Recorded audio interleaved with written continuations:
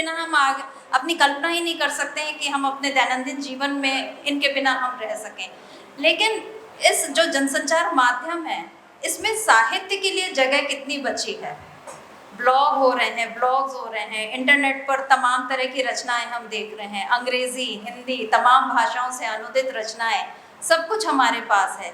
लेकिन उसमें संवेदना कहाँ है, भाषा का क्या स्तर है, किस तरह की रचनाएं हम दे रहे हैं। जो लोग जिन पर हम ये दारोमदार मानते हैं कि वो बड़े पत्रकार हैं और वो सेलिब्रिटीज़ पत्रकार होने लगे आजकल, तो उनकी भाषा का स्तर क्या है। जब उनको किसी चीज़ के लिए जो बात उनके मन के अनुरूप नहीं होती है, तो वो किस तरह से भड़क जाते हैं और फिर उनकी भाषा का स्तर क्या हो जाता है। वो महान पत्रकार वो किस तरह से निचले स्तर पर आ जाते हैं, तब उनकी भाषा कहाँ जाती है। बहुत सारे सवाल हैं और मुझे उम्मीद है कि आज की इस चर्चा में ऐसे ही कुछ सवालों का जवाब हमें मिलेगा। हमारे साथ मौजूद हैं अनुलता राजनायर जी। मैं सबसे पहले आपको आमंत्रित करती हूँ, कृपया आप आएँ और अपनी बात रखें। और उसके बाद नीलेश जी, आप चर्चा चाह रही हैं, परिचर्चा थोड़ी बहुत आप अपनी बात रखिए, उसके बाद हम चर्चा को आगे बढ़ाएंगे।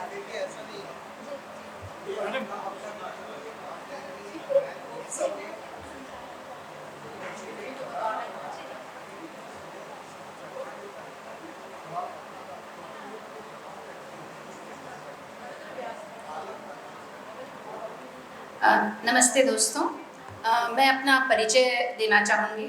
छोटा सा परिचय है मेरा। मैं अनुलता राजनायर, मैं राइटर हूँ, स्टोरी राइटर हूँ और मैं हमारे देश के एक बहुत बड़े स्टोरी टेलर हैं नीलेश मिश्रा जी, उनकी कंपनी में क्रिएटिव हेड हूँ।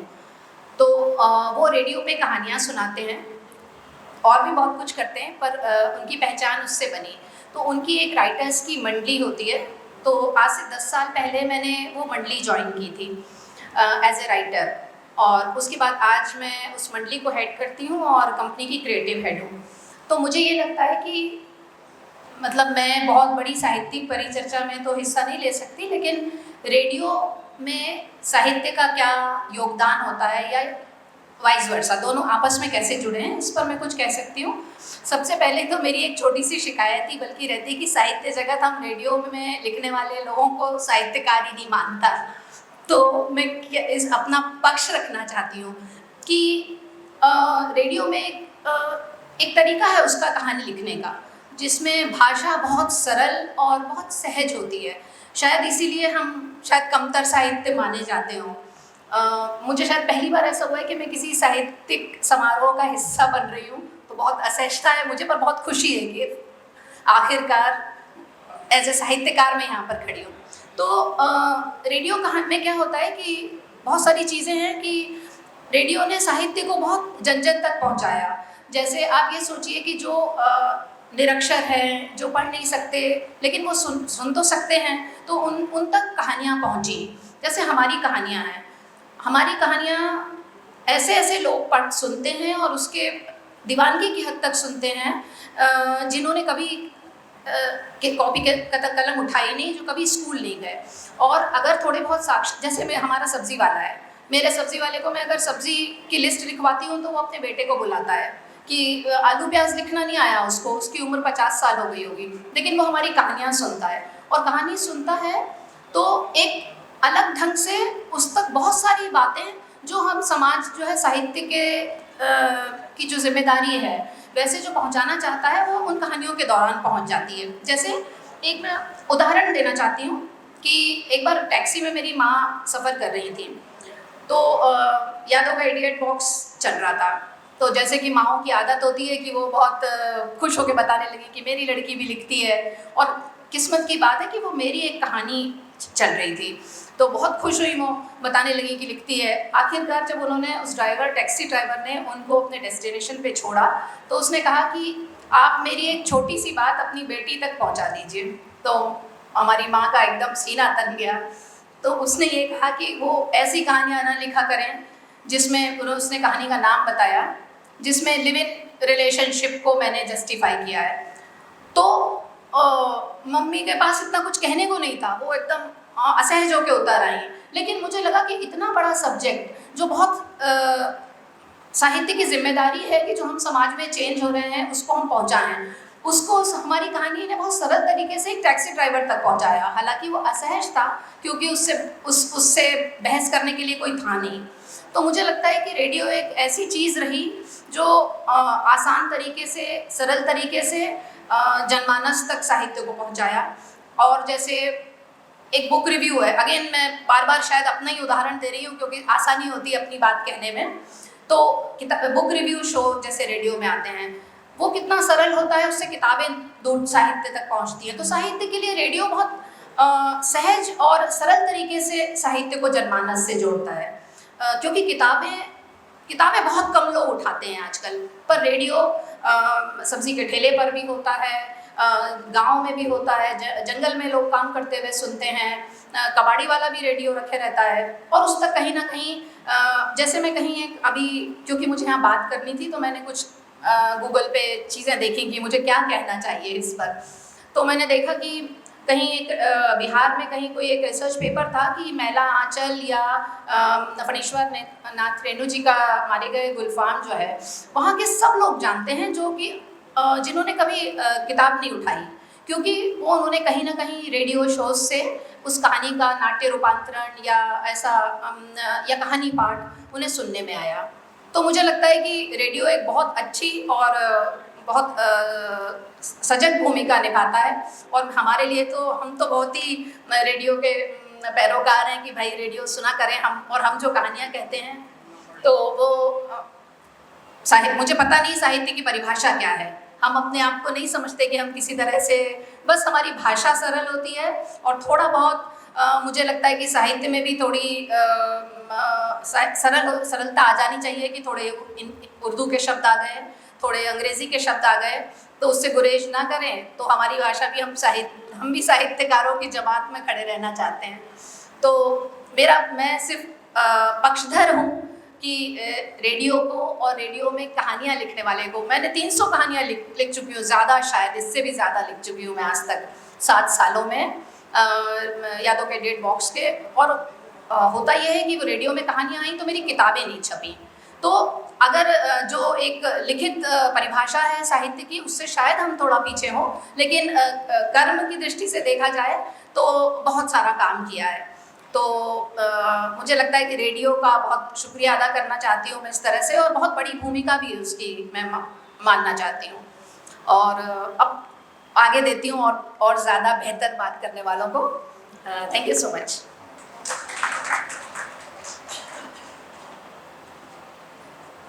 बहुत बहुत शुक्रिया अनुलता जी, और मैं आमंत्रित करती हूँ नीलेश जी को, आप आइए और इसी विषय पर आगे अपनी बात रखिए। रेडियो का महत्व और साहित्य की उसमें क्या भूमिका है, इस पर हमने सुना, अब देखते हैं नीलेश जी क्या कहती हैं।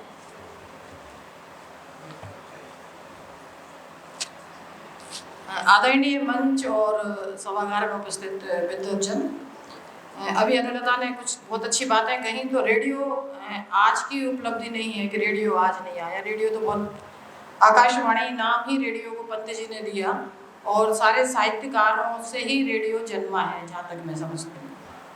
और भाषा की सरलता की जो बात है, तो प्रेमचंद से ज़्यादा सरल किसकी भाषा हो। अगर हम ये कहें कि जो आज रेडियो में काम कर रहे हैं बहुत सरल भाषा में बात कर रहे हैं, तो साहित्य और जन संचार माध्यम के बीच में जो दूरी पनप रही है कि एक जन संचार माध्यम में जो काम कर रहे हैं वो सोचेंगे हम साहित्यकार नहीं हैं, और जो साहित्यकार हैं वो सोचेंगे हम जन संचार माध्यम में जाएंगे तो हम हल्के हो जाएंगे। इस दूरी को बांटना बहुत ज़्यादा जरूरी है, ऐसा मेरा सोचना है। और जैसे कि साहित्य और सारी कलाओं में एक अंतर संबंध होता है, उसी तरीके से जनसंचार माध्यम और साहित्य के बीच में भी एक अंतर संबंध होता है। और जितने भी, अगर हम जनसंचार में कुछ बेसिक सी बात करूँगी कि जनसंचार के जो भी माध्यम हम सभी जानते हैं, फिल्में हैं, टीवी है, रेडियो है, तो दूरदर्शन और आकाशवाणी का एक बहुत बड़ा योगदान रहा है। जैसे हमने कभी निराला को नहीं देखा, लेकिन जब हम दूरदर्शन का जो हमारा डीडी आर्काइव है वो हमें निराला, पंत प्रसाद और हमें सारे लोगों को हम चलते फिरते बोलते देखते हैं, तो लेखक एक हमें बहुत दूर की कौड़ी नहीं लगता।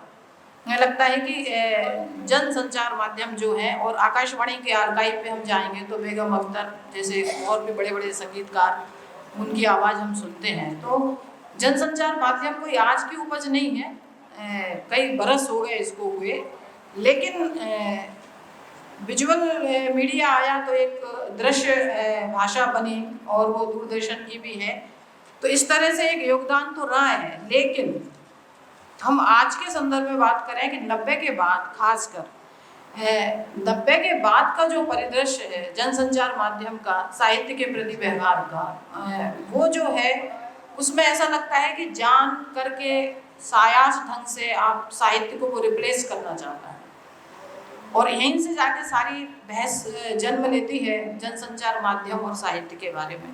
अगर 90 के पहले का हम परिदृश्य देखेंगे, हम सब लोग अखबार पढ़ के ही बड़े हुए हैं और हमने सारे साहित्यकारों को उसी अखबार में, परसाई को भी देखा, प्रेमचंद की कहानियाँ भी पढ़ी, लेकिन आज स्थिति ऐसी नहीं है।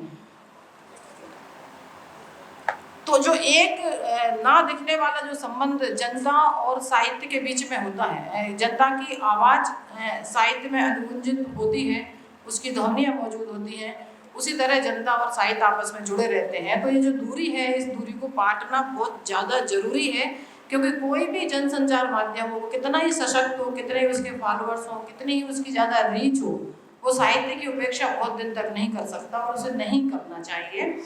और साहित्य का कोई रिप्लेसमेंट भी नहीं है, जहाँ तक मैं समझती हूँ। दूसरी, आज के जो अखबार हम देख रहे हैं और जो टीवी देख रहे हैं, उसमें है कि अभी ये 11 जून के अखबार में एक बहुत अच्छी खबर है केरल की, कि केरल में कंपलसरी कर दिया गया है एक अखबार का, मुफ्त अखबार सारे स्कूलों में आएंगे। और उसका रीजन है कि छात्रों को अखबार पढ़ना और अखबार बनाना सिखाया जाए, और सारी एक्टिविटीज उसमें होंगी कि एक अखबार में कोई अगर चित्र है तो उस चित्र को देख के बच्चे उस पर कुछ लिखें, खबर बनाएं, कई तरीके की गतिविधियां उसमें होंगी, और वो पाठ्यक्रम का हिस्सा है। और उसमें सबसे अच्छी बात जो होगी, वो जो है होने जा रही है, वो ये है कि कोई एक बच्चा वो या कुछ बच्चों का एक ग्रुप को नहीं सिखाया जाएगा, सारे बच्चों से वो एक्टिविटीज कराई जाएंगी। यानी कि शुरू से जो मूलभूत विकास जो बच्चे का होगा, तो वो सब बच्चों का एक साथ होगा, यानी कि सामूहिकता पे जोर, कोई एक नहीं, सबके अंदर ये सेंस डेवलप करने की बहुत ज़रूरत है कि साहित्य क्या है, अखबार क्या है, दृश्य क्या है, और उस पर जब जो चित्र है, चित्र की अपनी क्या भाषा होगी, तो भाषा को बरतना, भाषा को समझना और भाषा को अपने अंदर लेके आना, ये उस पाठ्यक्रम का एक हिस्सा होगा, जो कि बहुत ज़्यादा जरूरी है, ऐसा मैं समझती हूँ। अब सोशल मीडिया की अगर हम बात करें, तो सोशल मीडिया भी हमारा एक बहुत बड़ा प्लेटफार्म है, और सोशल मीडिया फेसबुक भी है, इंस्टा है, ट्विटर है, अनुलता ने भी बोला कि रेडियो भी अपने नए रूप में आया है। तो माध्यम हमेशा बदलते रहते हैं। तो सोशल मीडिया पर एक छोटा सा हिस्सा मैं बता देती हूँ जो मैं सोचती हूँ उसके बारे में, कि उसमें लिटरेचर को कैसे जाना चाहिए। इससे मैं अपनी बात खत्म करूँगी कि सोशल मीडिया में संवाद, परिसंवाद, कविता पाठ, कहानी आदि कार्यक्रमों का आयोजन, प्रसारण हमने देखा कि कोविड के समय लगातार जारी रहा। बदलते समय के संदर्भ में कविता की रेंज, उसकी व्यापकता को लेकर कई सवाल उठाए जा रहे हैं कि कैसे कविता की पहुंच बढ़े, एक व्यापक जन समूह तक उसकी पैठ हो, संवाद का रिश्ता कायम हो। कई माध्यमों के इस दौर में कौन सा माध्यम सबसे कारगर, उपयोगी और सशक्त होगा, जो कि कविता यानी साहित्य, पाठक, श्रोता और दर्शक के बीच पुल का काम करेगा। ये बहस का कम, चिंतन मनन का विषय ज़्यादा है। काश हम एक ऐसे पुल का निर्माण कर सकें जिस पर चलकर कविता जन जन तक पहुंच सके। यूँ तो हर समय में ही कविता की पहुंच के दायरे को बढ़ना चाहिए, लेकिन इस समय उसकी ज़्यादा ज़रूरत है।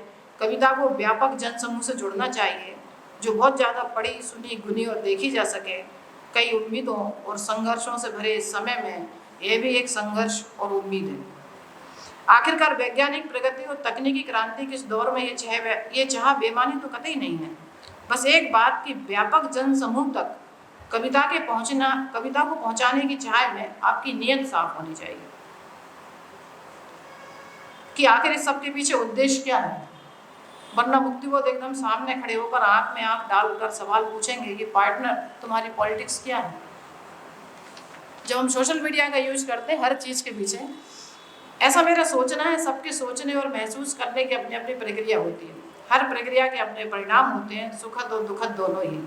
हमें इस बात का खास ख्याल रखना होगा कि सूचना क्रांति के, सोशल मीडिया के इस दौर में कविता और साहित्य को व्यापक जन समूह तक पहुंचाने के माध्यम के साथ कवि और कविता की आत्मा बची रहे, क्योंकि जितना आसान है उतना ही खतरनाक भी। जरूरत को कभी भी लालच का रूप नहीं धरने देना चाहिए। प्यार और व्यापार दो अलग चीजें हैं। प्यार और व्यापार दो अलग चीजें हैं। दिक्कत तब पैदा होती है जब हम व्यापार को प्यार का जामा पहनाते हैं। ये बहुत महीन कारगुजारी है, समय बहुत विकराल है। हर एंगल पर आपको बुराई और बुरे से भिड़ना है, कभी एकदम खुले तौर पर तो कभी बहुत महीनता के साथ। दृश्य पहना है तो उसे देखने के लिए आंख में पहनापन लाना ही होगा, ऐसा मुझे लगता है। और आखिरी में ये बात कि हर माध्यम की अपनी शक्ति होती है, सशक्ता होती है, और हमारे सोचने समझने की भी सीमाएं होती हैं। क्योंकि मैं नहीं समझती कि साहित्य इतनी छोटी चीज़ है कि कोई माध्यम उसको बाईपास कर सके, रिप्लेस कर सके। जैसा कि अभी आदरणीय हमने एक अभी पिछले दिनों सुनने में आया, सब जानते हैं उस बयान के बारे में, कि गांधी पर जो फिल्म बनी तो लोगों ने गांधी को जाना, है ना। तो हम ये नहीं कह सकते कि प्रेमचंद तो जन जन तक पहुंच रहे हैं, नए प्लेटफॉर्म भी प्रेमचंद को पहुंचाएंगे। तो लेखक है और जनसंचार माध्यम और उसके बीच में एक अंतर संबंध विकसित होना चाहिए। और मुझसे भी बेहतर राजेश जी और शशांक जी इस बात को ज़्यादा बेहतर ढंग से समझा पाएंगे। शुक्रिया नीलेश जी, बहुत सारगर्भित तरीके से आपने अपनी बात रखी। अब मैं आमंत्रित करती हूँ राजेश बादल जी को। उनके परिचय की कोई ज़रूरत नहीं है। कई किताबें आपने लिखी हैं और राज्यसभा टीवी से जुड़े हुए हैं, वरिष्ठ पत्रकार रहे हैं। जगजीत सिंह पर प्रिय है। आमंत्रित करती हूँ राजेश जी।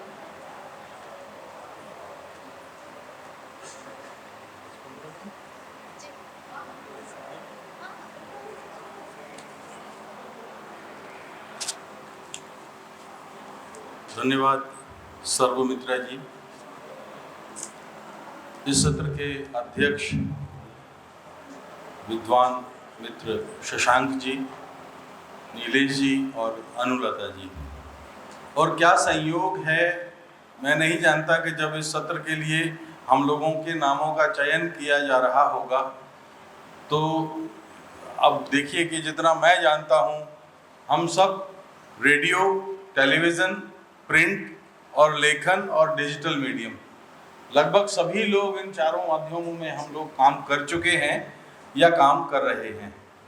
तो इन माध्यमों का संबंध और लिटरेचर, साहित्य का जो रिश्ता है, मुझे लगता है कि शायद हम लोग ठीक ठाक ढंग से महसूस कर सकते हैं। और शशांक जी तो इस मामले में, और चूँकि उनका एक पांडित्य है इस मामले में, तो हम उनसे सुनेंगे भी। एक असल में और एक गड़बड़ होती है कि जब खाने के ठीक पहले का सत्र हो या आखिरी सत्र हो, तो बड़ा मुश्किल हो जाता है कि कितना बोलो, क्या बोलो, क्योंकि पेट में चूहे कूद रहे होते हैं। कल शाम को मेरी पुस्तक का विमोचन था और वो आखिरी सत्र था, तो जो मैंने फास्ट फॉरवर्ड करके 20 मिनट की बात 3-4 मिनट में की, और अब फिर लंच मुझे लगता है इंतज़ार कर रहा होगा। तो अब मेरी समझ में नहीं आ रहा है कि मैं 20-25 मिनट की बात 10 मिनट में कैसे, 15 मिनट में कैसे करूं, लेकिन मैं कोशिश करता हूं। देखिए, बड़ा दिलचस्प है मामला। आज जनसंचार माध्यम से जो अगर मैं मतलब समझता हूं, तो हम सब लोगों के सामने जितने टूल्स हैं कम्युनिकेशन के, रेडियो है, टेलीविज़न है, ये तो पुराने हो गए। प्रिंट और भी उससे पुराना हो गया। डिजिटल मीडियम के अभी अवतार जो आए हैं कि फेसबुक है, इंस्टाग्राम है, यूट्यूब है, और भी व्हाट्सएप यूनिवर्सिटी अभी एक नई विकसित हो गई है। तो अब इन सब साधन इतने अधिक हैं, हमारे पास माध्यम इतने अधिक हैं, लेकिन मैं दिल से कहूँ कि जो सच में भूमिका इनको निभाना चाहिए और साहित्य के जो सरोकार हैं उनको पकड़ना चाहिए, क्या ये कर पा रहे हैं? मेरी नज़र में तो थोड़ा सा इस मामले में कमज़ोर हैं। अब हुआ यह है कि हमारे पास जो ये माध्यम आए हैं, दरअसल ये टाइम किलिंग उपकरण हैं। ये समय की हत्या करते हैं। हम पहले किताब पढ़ते थे, शब्दों से संपर्क रखते थे और हम धनवान होते थे, अमीर होते थे।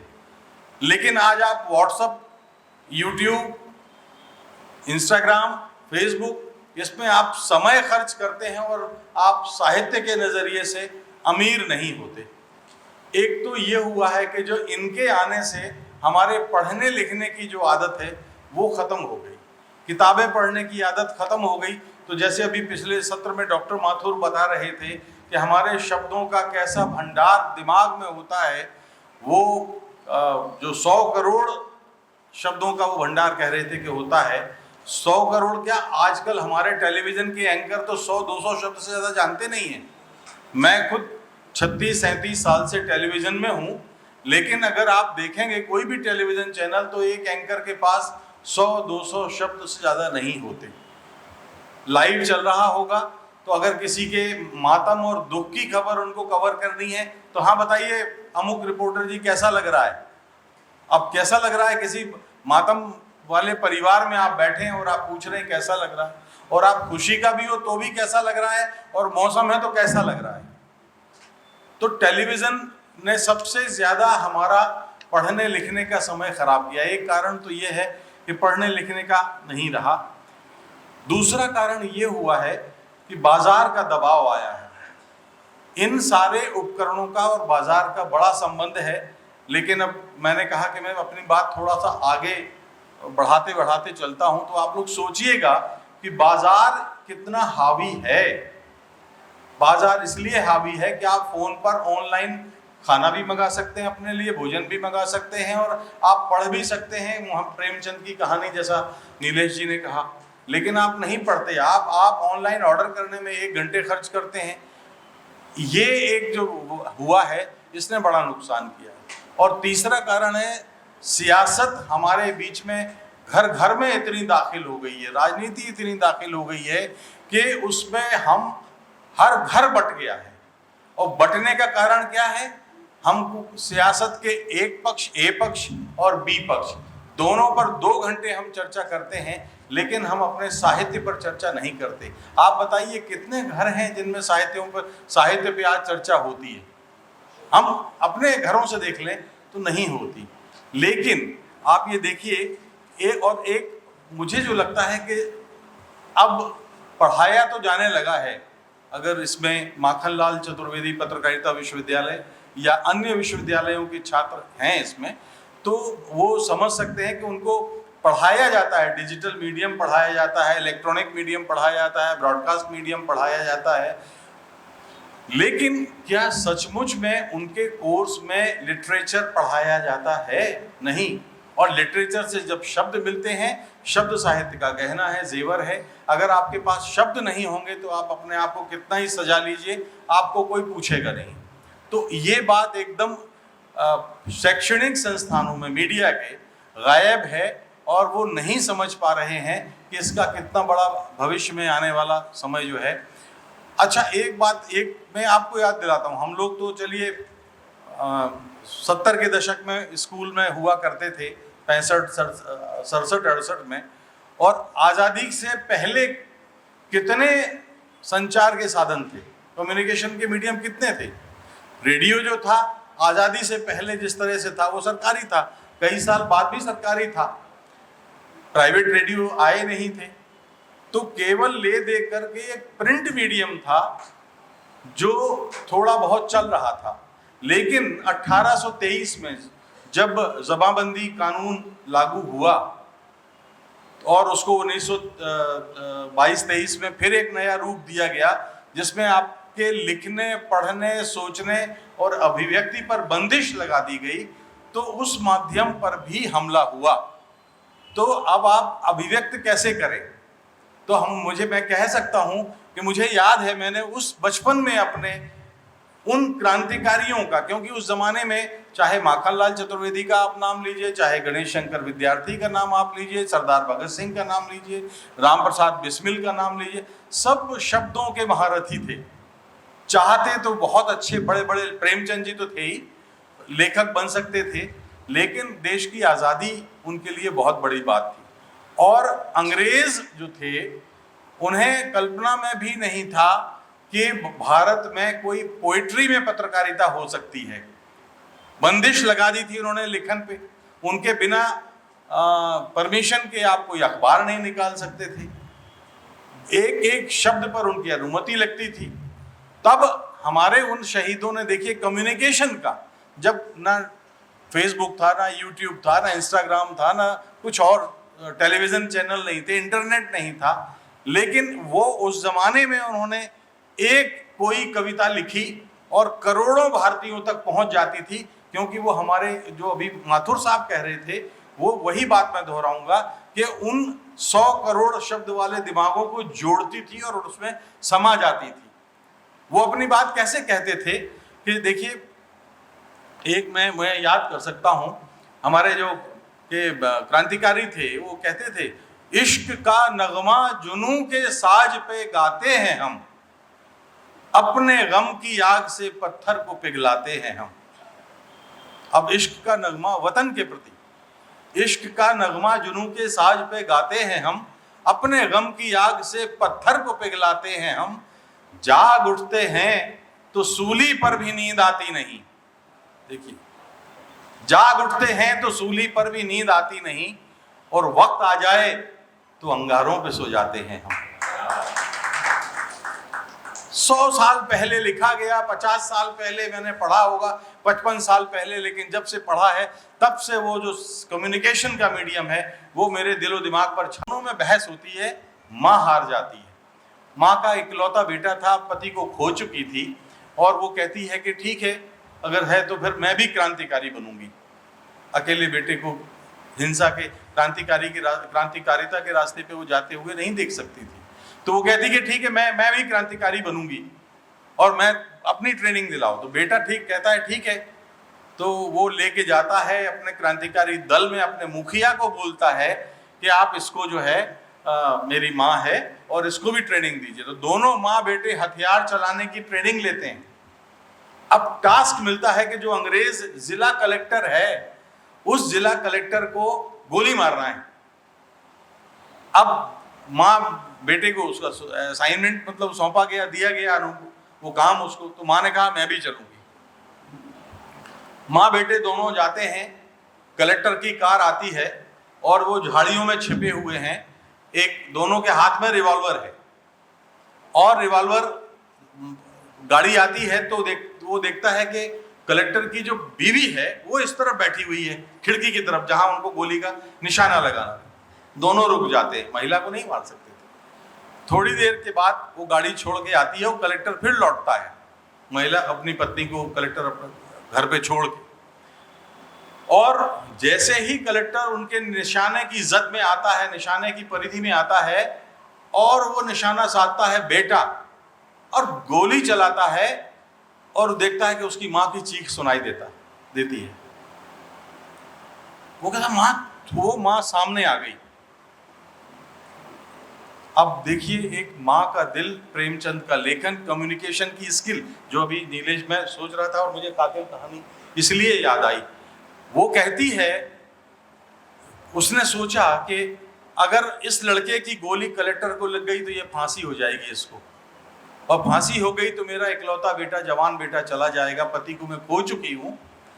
और वो जो है वो अपने आप अपनी जान दे देती है बेटे की राइफल के, रिवॉल्वर के आगे आके। बेटा पूछता है, ये माँ तुमने क्या किया? माँ कहती है, और मैं क्या करती बेटा, कहानी समाप्त हो जाती। तो ये प्रेमचंद है, उस दौर का कम्युनिकेशन ये है। और ये कम्युनिकेशन ऐसा नहीं जो मैंने पोइट्री में कहा, ये आगे जाते हैं तो कल दुष्यंत कुमार की इसी मंच पर चर्चा हो रही थी और एक बहस का विषय हुआ था कि दुष्यंत कुमार का जो उत्साह था, साहस जो था, वो आपातकाल के कारण जागा। मैंने कहा नहीं, देखिए उस समय जो उनके पास पोइट्री का टूल था, जो कविता थी, वो तो ईश्वर को सूली, बस्तर में जब प्रवीर चंद भंजदेव को गोली से मारा गया तो पंडित द्वारिका प्रसाद मिश्र मुख्यमंत्री थे और वो उनको बुलाते हैं कि दुष्यंत जी ये कविता आपने लिखी है? उन्होंने कहा हाँ मैंने लिखी है, आगे से आप नहीं लिखेंगे? बोले आप भी कवि हैं, आप अगर मेरी जगह होते तो आप भी ऐसा ही लिखते। ये दुष्यंत कुमार है। उसके बहुत आपातकाल के बहुत पहले की बात है, जो कहता है कि हो गई है पीर पर्वत सी पिघलनी चाहिए, इस हिमालय से कोई गंगा निकलनी चाहिए। उस कड़ी में, उसी दौर में एक और शायर आता है जो अपने आप को कम्युनिकेट करता है। तब तक अखबार मजबूत होने लगे थे, रेडियो मजबूत होने लगा था, लेकिन उनके शब्दों का, देखिए मैं बहुत संक्षिप्त में बात कहूंगा क्योंकि समय कम है। एक शायर आए थे अदम गोंडवी, अगर आपने तो उस जमाने में, उस दौर में करप्शन पर जो हमला उन्होंने बोला, उन्होंने कहा है हजारों रास्ते हैं सिन्हा साहब की कमाई के, महज तनख्वाह से नखरे निपटेंगे क्या लुगाई के। अब देखिए कम्युनिकेशन का ये जो अंदाज है, क्या हिंदुस्तान में कितने लोगों के पास है, आज के दौर के एंकर्स के पास है, आज के दौर के जर्नलिस्ट के पास है, जो उसने 2 लाइन में कह दिया कि हजारों रास्ते हैं सिन्हा साहब की कमाई के, महज तनख्वाह से नखरे निपटेंगे क्या लुगाई के। मिसेस सिन्हा के हाथों में जो बेमौसम खनकते हैं, पिछली बाढ़ के तोहफे हैं कंगन ये कलाई के। सूखे की नई निशानी उनके ड्राइंग रूम में देखो, टीवी का नया सेट है ऊपर उस तिपाई के। भारत मां की एक तस्वीर मैंने यूं बनाई है, बंधी है बेबस गाय खूंटे में कसाई के। ये मैकाले के बेटे, जिनको राजेंद्र माथुर जी सांवले अंग्रेज कहते थे, ये मैकाले के बेटे हमको क्या समझते हैं, इनके सामने तो हम हैं थारू तराई के।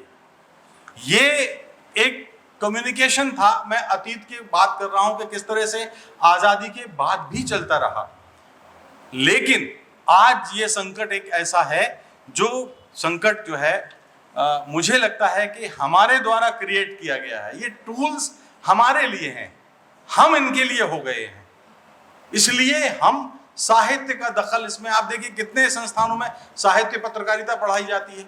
अरे साहित्य की बात तो छोड़ दिए, संसदीय पत्रकारिता नहीं पढ़ाई जाती, खेल पत्रकारिता नहीं पढ़ाई जाती, विज्ञान पत्रकारिता नहीं पढ़ाई जाती, तो साहित्य पत्रकारिता का संस्कार जो होता है वो कहाँ से पढ़ाया जाएगा, कैसे मिलेगा? नई नस्ल को हम दे क्या रहे हैं? ये एक मेरी अपनी मतलब तकलीफ भी है, और उस तकलीफ के नाते मैं कभी कभी महसूस करता हूं कि अब ये जो दौर है उसमें ना ये मुझे अपना लगता है ना पराया सा। चीजें वही हैं। एक सहारनपुर के डॉक्टर सिंघल हैं, उन्होंने लिखा है व्यवस्था से बहुत गुस्सा भी वो और कर लेता है समझौता भी वो।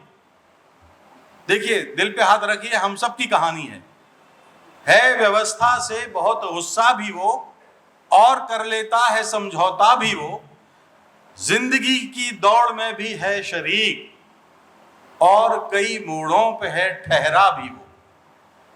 गैर तो लगता नहीं वो आज भी, गैर तो लगता नहीं वो आज भी, हाँ मगर लगता नहीं अपना भी वो। तो ये जो हमारे पास टूल्स हजार हैं, साधन हजार हैं, अवतार हजार हैं, लेकिन हम उसके लिए तैयार नहीं हैं। और तैयार क्यों नहीं हैं कि दरअसल भारत का समाज संसार में सबसे धीमी गति से बदलने वाला समाज है। हमने उन टूल्स को अपनाया। टेलीविजन यहाँ 50 साल देर से आया, अमेरिका में 50 साल पहले था, रेडियो उसके भी पहले था, व्हाट्सएप और इंटरनेट यहाँ आने से 25-30 साल पहले।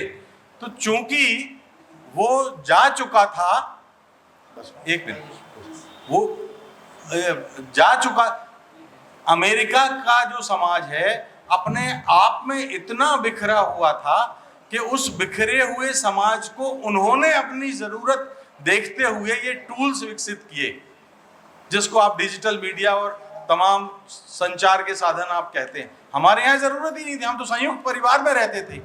और देखिए उन्होंने अपने को जोड़ने के लिए, अपने परिवारों को जोड़ने के लिए व्हाट्सएप और फेसबुक और ये इंटरनेट आविष्कार किया। और हमारे यहाँ क्या हुआ, घर घर में आप देखिए ड्राइंग रूम में 4 लोग बैठे हैं, चारों अपना मोबाइल लेके 4 कोने में माता पिता पुत्र पुत्री बैठे होते हैं, आपस में संवाद नहीं होता। ये दृश्य है हमारे जनसंचार साधनों की उपयोगिता। साहित्य का रिश्ता तो बहुत दूर की बात है। पलाश जी ने चेतावनी देती है आंखों आंखों में कि मैं सिर्फ 1 मिनट में अपनी बात करूंगा, तो बस मैं जो है चेतावनी गंभीर है, और इसलिए कि शब्दों का अगर संस्कार अगर गुम हो गया तो हम अपने आप को माफ़ नहीं कर पाएंगे। मैं बाल कवि बैरागी जी की एक कविता मुझे इसलिए याद आ रही है कि अब इस दौर में वो बहुत ज़रूरी है। आज मैंने सूरज से बस ज़रा सा यूं कहा, आज मैंने सूरज से बस ज़रा सा यूं कहा, आपके साम्राज्य में इतना अंधेरा क्यों रहा। तमतमा के वो दहाड़ा, तमतमा के वो दहाड़ा कि वो कहते हैं कि तमतमा के वो, आज मैंने सूरज से बस जरा सा यूं कहा, आपके साम्राज्य में इतना अंधेरा क्यों रहा। तमतमा के वो दहाड़ा, तुम निकम्मों के लिए मैं ही भला कब तक मरूं। आकाश की आराधना के चक्करों में मत पड़ो, कुछ तुम लड़ो कुछ मैं लड़ूं। तो ये यहाँ पर आकर के आपके इस विषय का जो बहुत नीलेश जी ने, अनुलता जी ने, अभी शशांक जी को भी सुनना है और उनसे बहुत कुछ हमें सीखना भी है। धन्यवाद। बहुत बहुत शुक्रिया राजेश जी। बहुत सारे दिल दिमाग को मथने वाली बातें आपने कही हैं। आपने ये जिक्र किया कि किस तरह से पहले से आज का दौर बदल गया है। पहले किताबें हमारे जीवन को समृद्ध किया करती थी, लेकिन अब सबके हाथों में एक जो खिलौना सा आ गया है, स्मार्ट है वो, लेकिन हम सबको बुद्धू बनाया जा रहा है और हम बुद्धू बनने हमारी मजबूरी हो गई है, उसके अलावा कोई चारा भी नहीं है। परसाई जी की एक बात याद आती है, उन्होंने एक जगह लिखा था कि बाजार बढ़ रहा है, इस सड़क पर किताबों की एक नई दुकान खुली है और दवाओं की दो, ज्ञान और बीमारी का यही अनुपात अब हमारे शहर में है। अब आप दवा की दुकान को खान पान की दुकान से बदल सकते हैं कि ज्ञान और खान पान का जो अनुपात है अब इस समय वही हो रहा है। जगह जगह रेस्तरां खुल गए हैं, हम उस पर भी पेट नहीं भरता तो आधी रात को जोमेटो से और ब्लिंकिट से और सब चीज़ों से हम मंगा सकते हैं, लेकिन फिर भी अंदर से हम खाली होते जा रहे हैं। क्या है इस खालीपन की वजह? इस पर ही आज हम सब चर्चा कर रहे हैं कि कैसे जनसंचार माध्यम और साहित्य, उनका क्या रिश्ता है। अब मैं आमंत्रित करती हूँ अध्यक्षीय उद्बोधन जी के लिए शशांक जी को। मशहूर कथाकार हैं, इनके कई कहानी संग्रह निकले हैं। 19 साल का लड़का, उनकी एक कहानी पर फिल्म बन चुकी है। बागेश्वरी सम्मान, हरिशंकर परसाई सम्मान और बहुत सारे सम्मानों से नवाजे जा चुके हैं। और इनके पास तो कहानी भी कहने की एक कला है, रेखांकन, पेंटिंग, मतलब बहुत सारे माध्यम है अभिव्यक्ति के, उन सब के ये धनी हैं। और जनसंचार का एक जो अहम साधन रहा है दूरदर्शन, उसके अपर महानिदेशक पद से सेवानिवृत्त हुए। मैं आमंत्रित करती हूँ शशांक जी को।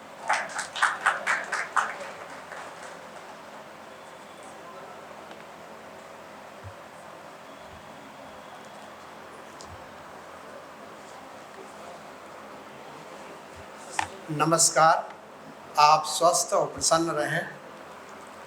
मंच पर बैठे हुए मेरे आदरणीय मित्रों राजेश बादल जी, अनुलता जी, नीलेश जी और सर्व मित्रा जी, आप सबका भी मैं इस प्रकार आभारी भी हूँ कि आपके साथ मुझे मौका मिला है। दोस्तों, अभी अभी मुझे किसी ने अनुरोध किया कि अब बहुत भूख लगी है, अब समय भी हो रहा है। कहना ये चाहती थी कि 15 मिनट भी नहीं, 5 मिनट में आप जो है काम को बना दीजिए तो अच्छा होगा। हम लोगों का काम ही यही है कि लोगों को कैसे भोजन मिले और सीधा रास्ता उसके लिए कैसा हो। ये सभी मीडिया से जुड़े लोग इस बात को कहते हैं। दरअसल जनसंचार माध्यम और साहित्य जो दो पद हैं वो इतने विशाल हैं कि इसे बहुत छोटे में समेट पाना बहुत मुश्किल होगा। और वैसे भी जहाँ आपके खुद के अनुभव रहे हैं, मगर दोस्तों इसमें तीसरी चीज़ हम लोग भूल रहे हैं, वह यह है कि सबसे पहले हमारे लिए होना चाहिए पाठक, पाठक, श्रोता, दर्शक। इन तीनों का एक समुच्चय है जो जिसके लिए हम जीते और मरते हैं, और हमारे मन में उसके लिए क्या होता है वह उसको बताने के लिए हम लगातार प्रयत्नशील रहते हैं। दरअसल सच बात तो यह है कि जो लेखक एक दूसरा मुद्दा है और जिसके सामने लगातार बदलता हुआ संचार माध्यम है। संचार माध्यम का एक सबसे बड़ा इंस्ट्रूमेंट है तकनीकी प्रौद्योगिकी और अनुसंधान विज्ञान। इन सारी चीज़ों से जो चीज़ आप बनाते हैं वो बदल जाता है। इसका अनुभव मैं यूँ दूँगा आपको, मेरे पास एक ऐसा रिकॉर्डर था जिसमें सभी चीज़ें हैं, मगर उसमें सीडी प्लेयर नहीं काम कर रहा था। और आपके पास यदि बहुत ज़्यादा शास्त्रीय संगीत की सीडीज़ हों तो मुश्किल है कि आप उसको यूएसबी में कन्वर्ट कर लें। मैंने जब लेकर गया 2-3 के पास, तो तीसरे ने मुझे बहुत नेक सलाह दी कि अब आप इसे रख ही दीजिए किनारे में, क्योंकि अब इसके लिए सेंसर मिलना मुश्किल होता है। तो आप अपने घर में ही खोजेंगे, तो जिसको आपने अपनी पहली तनख्वाह से 1800 रुपये का 30 साल पहले कोई टेप रिकॉर्डर खरीदा होगा, आज वो एक किनारे पड़ा हुआ सिसक रहा है। टेप रिकॉर्डर है, लाउंड प्लेयर, आपके रिकॉर्ड्स की मशीनें हैं। और अभी अभी तक आते हुए मुझे एक बात याद आती है कि मैंने आधा ट्रक अभिलेखागार की सामग्री दूरदर्शन लखनऊ से अपने दिल्ली भेजी थी।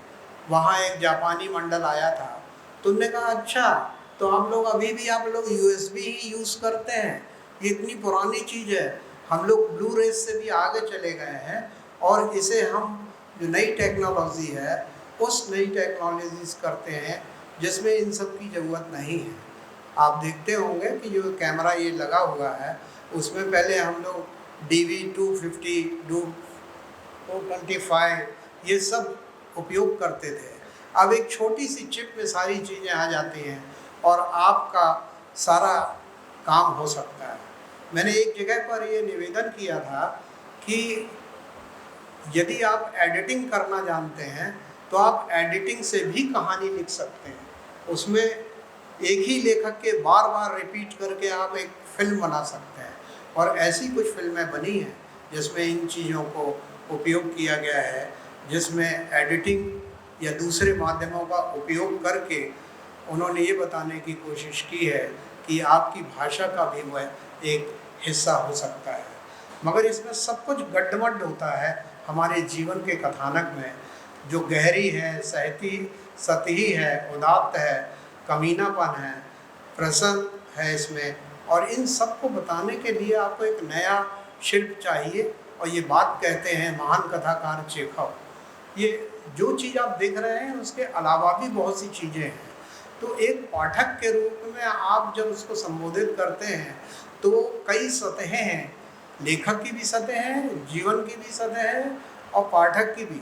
इसको एक सरलीकरण में हम नहीं ले पाते हैं, और इसीलिए जॉफ्री रिवर्स नाम का एक बहुत बड़ा विचारक है, वो कहता है कि राजनीतिक विचारधारा सांस्कृतिक संबंधों को एक साथ समझना है ताकि आर्थिक शोषण के नए रूप को समझा जा सके। वही चीज़ जो बाजार की बात जो हम गुजर रहे हैं, अभी कहा गया बादल जी के द्वारा, वो यही है कि इसके पीछे दरअसल एक राजनीतिक समझ भी उसमें संलग्न है जो आपको मोमेंट देती है। और इसीलिए अक्सर कहा जाता है कि विचारों की समानता और पृथकता के कारण परिवर्तनशीलता होती है। विचारधारा के कारण व्यक्ति के विचार अपनी समग्रता में विचारधारा के अंश होते हैं, विचार भागों के नए कर्म लाते हैं। इस क्रम में आप जब देखेंगे तब आपको ये एक चीज़ महसूस होगी जो डैनियल बेल कहते हैं कि नए समाज में तकनीकी ज्ञान ही शासक होगा। आपने अभी इन चुनावों में देख लिया है कि जो आपकी तकनीकियां हैं उनका जो आदमी धनवान है वह कैसे उपयोग करता है। 2-2 मिनट में चीज़ें लगातार बदल रही हैं, वो भाषा के परे अपनी भंगिमाओं में होते हैं, और यहाँ तक होते हैं कि आपको ऐसा लगता है कि ये जो कार्यक्रम बनाया गया है, यह आप जो देख रहे हैं एक व्यक्ति के अहंकार के बारे में बात करने जा रहा है, जो बहुत ही कटु है और बहुत ही जिद्दी है, और उसके कम होते चले जाने में, उसकी वोटिंग कम होते चले जाने में ही अच्छा है। मगर नहीं, वह आदमी जो 1 करोड़ रुपए में पकड़ा गया पत्रकार था, हालांकि मैं उसे तारीफ़ करूंगा कि पत्रकार की इतनी बड़ी हैसियत अब हो गई है कि 1 करोड़ रुपए लेते हुए पकड़ा जाए, मगर वो जो पकड़ा गया वो धीरे नहीं, वो तो उनके मालिक थे, जो पकड़े गए वो मालिक थे, मगर 1 करोड़ भी हम लोग गिन नहीं पाते हैं। आजकल तो खैर संख्याएं ऐसी होती हैं कि करोड़ के बजाय हम लोग बिंदियां गिनते हैं। तो मुश्किल ये होती है कि जब ये वातावरण आपके पास होता है तो आपको करना क्या है, आपकी चिंताएं क्या हैं। तो मुझे ऐसा लगता है कि जैसे सौंदर्य प्रतीति का जो स्तर है, आप एक चीज़ की खूबसूरती देखते हैं, वो जीवन की खूबसूरती है, उसकी नरमाई है, और वह आप किसी दूसरे को देना चाहते हैं। उसमें ज्ञान का स्तर आपको लिए जाने की ज़रूरत होती है, और फिर भाव जगत और इंद्रिय बोध का एक संतुलन आपको बनाना पड़ेगा। केवल सौंदर्य से काम चलेगा नहीं, केवल एक आप भाषण दे रहे हैं उसमें चीखेंगे चिल्लाएंगे उससे बात नहीं बनेगी। एक संतुलन है जिसमें जीवन बिता सके। मैंने महसूस किया है कि पिछले 25 साल पहले जो उदारवाद था, विश्व वर्चस्व के नए रूप में नैतिक संवेदना की लगातार ज़रूरत को महसूस करता है। हम सभी लेखक भी नैतिक संवेदना को उगा सकें ये देखते हैं, और इसके लिए हम यह भी पाते हैं कि इससे जुड़ी हुई राजनीति पे कॉरपोरेट सेक्टर का सबसे बड़ा योगदान है। वह उसके शिकंजे कसते चले जाता है और आपको मालूम नहीं होता। क्या आपने पिछले 2 माह में किसी एक कॉरपोरेट सेक्टर के मालिक का कोई इंटरव्यू देखा है? दुनिया भर के बड़े बड़े नेता उसके बारे में बात कर रहे हैं, मगर वो जो है अविनाशी अलभ्य है। अविनाशी के लिए भी वो अलभ्य हो गया है, वो दिखाई नहीं पड़ता है। दोस्तों, मैं आपको दूरदर्शन के पहले बताऊं कि मैं आज से 40 साल पहले आकाशवाणी में था। तब यह जलवा होता था कि रामू देसाई जगदलपुर के घने जंगलों में अंदर कहीं है, तो उसे बोला जाता था। वो भतरी का गायक था और खुद गीत बनाता था, और लोक साहित्य भी हमारा बहुत बड़ा एक अंतरंग साहित्य है हमारा। तो उसको कहा जाता था कि रामू देसाई तुम इतनी तारीख को यहाँ आ जाना, तुम्हारी रिकॉर्डिंग है। वो उस दिन पहुँच जाता था, और रामू देसाई की भतरी को उसका रुदन सुनने के बाद आपके रोंगटे खड़े हो जाते हैं। ऐसे लोग हमारे बीच में होते हैं। मैं छतरपुर में रहा हूँ, वहाँ कितने गायक हैं जो, और कितने लेखक हैं। रेडियो का सबसे बड़ा काम आप देखिए, आप तो वहाँ बहुत काम किया है आपने, बादल जी ने। यदि आपको वहाँ नर्मदा प्रसाद गुप्त जी मिलते हैं, दशरथ जैन जी मिलते हैं, और हमारे प्रिय क्या नाम है उनका नाम, रामविलास चतुर्वेदी जी, तो वो तो राम जी लाल तो हमारे घर के पास रहते थे, तो किसको क्या डांटना है वो भी आके बता जाते थे कि आप उनको बता दीजिएगा। तो ये चीज़ें ऐसी बनी कि आप अपने आकाशवाणी से आपने अपने कार्यक्रमों के मार्फत अपने कवियों को इकट्ठा किया, और आज भी आकाशवाणी के द्वारा छोटे छोटे गांवों में, छोटे छोटे जगहों पर कवियों को इकट्ठा करना, और उन कवियों को सुनिए आप, तो उनके भाषा में जो खेल हैं वो इतने अद्भुत होते हैं, जिसको बहुत दिनों बाद आपको समझ में आता है कि वो दरअसल किस स्तर के व्यक्ति हैं। मगर चूँकि हर जगह स्तर होता है, तो कविता कहानी सब में स्तर होता है। मगर मुख्य चीज़ ये है कि अपनी चीज़ों को लेकर काम करने का जो एक फिनोमेना है, जैसे राज्यसभा में बादल जी रहे हैं, उन्होंने बहुत ज़्यादा काम किया है। आप जगजीत सिंह को पूरी तरह से समझ सकते हैं, लेखकों को समझ सकते हैं, उनके इंटरव्यू से उनके मनोभावों को समझ सकते हैं। इसी तरह दूरदर्शन में भी आप समझ सकते हैं। नीलेश ने बहुत नगर कथाओं में बहुत से लोगों को इकट्ठा किया है, और ऐसे लेखकों को इकट्ठा किया है जो अब धीरे धीरे उनकी छवि धूमिल होती चली जा रही है। तो दूरदर्शन ने और आकाशवाणी ने ये काम किए हैं। यह बात अलग है कि कोई चीज़ एक जगह स्थायी नहीं होती।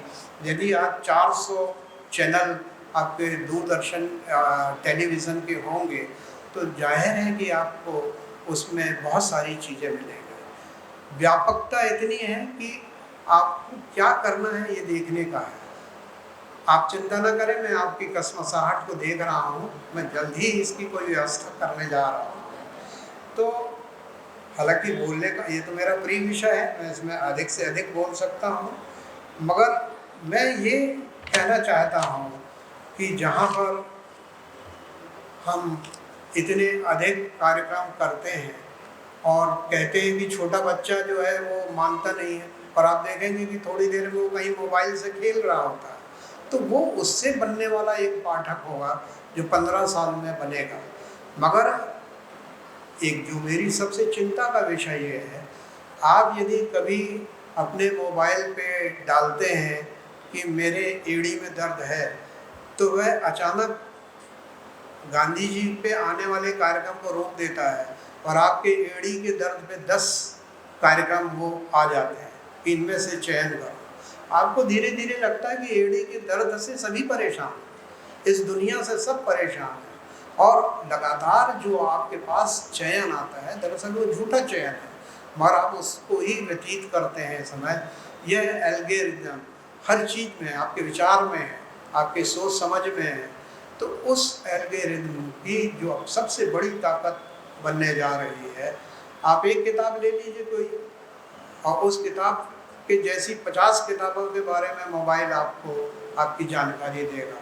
एक गाना सुनिए तो 20 गाने वैसे आपके आ जाते हैं। मगर अब उससे भी आगे बढ़कर एआई की चर्चा का विषय है, जिसमें आप किसी को भी पप्पू बना सकते हैं और हूबहू देखेगा, वो एआई बनाता है एल्गोरिथम से अलग। और इतना अधिक आपके पास अब दफ्तर हैं बड़े बड़े, जो आपको क्या देखना है वो ये तय करते हैं। ऐसे में हमारी जिम्मेदारी बढ़ जाती है कि हम अपने टेलीविज़न और सोशल मीडिया के तमाम अनसोशल लोगों को एक किनारे करें और ऐसे लोगों को सामने लेकर आएँ जो आगे आए। क्योंकि आप जानते हैं कि उदारवाद के ध्वंस ने जो रिक्ति पैदा की थी, उसकी तात्कालिक तौर पर किसी स्थानीय स्वर्णिम अतीत की कल्पना से भरा जा सकता है। इस समय के सबसे बड़े युवा नवाल हरारी जो चिंतक हैं, उनका कहना है, और ये हम अभी देख रहे हैं। अभी जो है आपको अपने मोहल्ले के नगर निगम के द्वारा छोड़ दिए गए नाले में सुअर के लूटना नहीं दिखता आपको। आप ऐसी जगहों पे पहुंच जाते हैं जहाँ स्वर्ण जड़ित सारे हमारे प्रतीक हैं, और उन प्रतीकों से आप ये तय करते हैं कि आपके घर के सामने जो रहने वाला दूसरी जात का व्यक्ति है उससे सामान नहीं खरीदेंगे। मुझे कहना पड़ा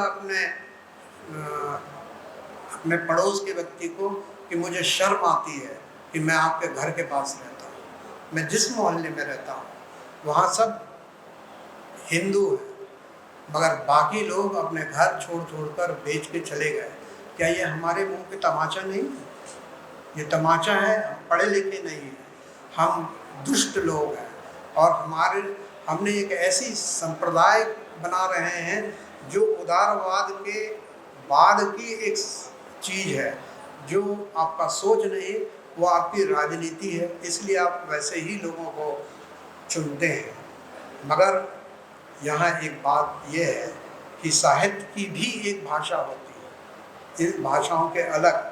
साहित्य से बना हुआ एक पाठ शब्द दर शब्द, इसका इस्तेमाल करना हमें बहुत चाहिए, ये फूको का कहना है। और आज युवाल नोआ हरारी को फिर मैं करूँगा, आप इस पर विचार कीजिएगा कि ये जो 4 शब्द हैं जो बताता है, इनसे हमेशा सावधान रहिए। कुर्बानी, शाश्वतता, पवित्रता और पुनः बहाली। तुम एक बार फंस गए उनमें तो तुम्हारे बच्चे को कोई बहाल करके नौकरी देने वाला नहीं है, सावधान रहिए। आपको कुर्बानी और शाश्वतता और पवित्रता, पुनः हमारे 20,000 साल काल में आए हुए लोग आपकी मदद करने नहीं आएंगे, उनके तो वोट खुद ही कट गए, मदद करने के आएंगे।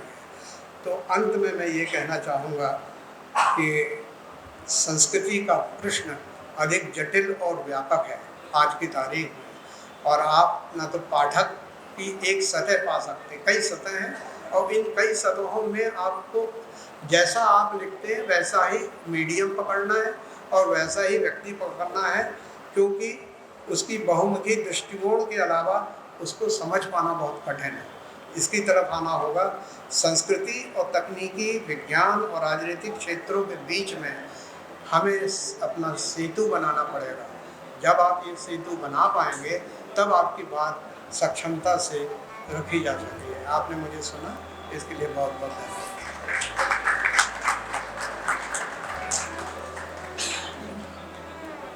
बहुत बहुत शुक्रिया। मैं आमंत्रित करना चाहती हूँ स्मृति चिन्ह देने के लिए सुश्री मीनाक्षी जोशी जी को कि वो आए मंच पर और अनुलता राज नायर जी को एक स्मृति चिन्ह दें। मीनाक्षी जी, मेरा ख्याल है मीनाक्षी जी अभी यहाँ थी लेकिन अब वो तो श्रद्धा श्रीवास्तव जी को मैं फिर आमंत्रित करती हूँ। तब तक मैं आमंत्रित करना चाहती हूँ मालिनी गौतम जी को कि वो आए और नीलेश रघुवंशी जी को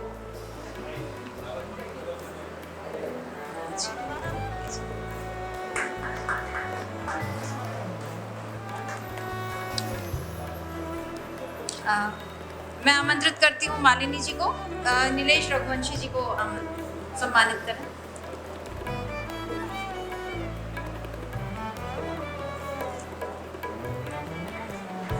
नवनीत धगड़ जी कृपया आए।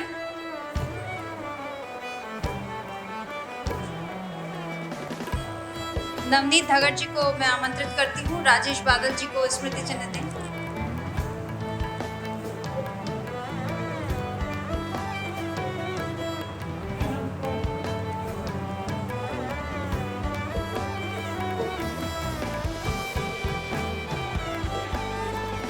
आनंद सिन्हा जी कृपया तालियों से एक बार स्वागत करें ताकि अच्छी स्मृतियां लेकर जाएं।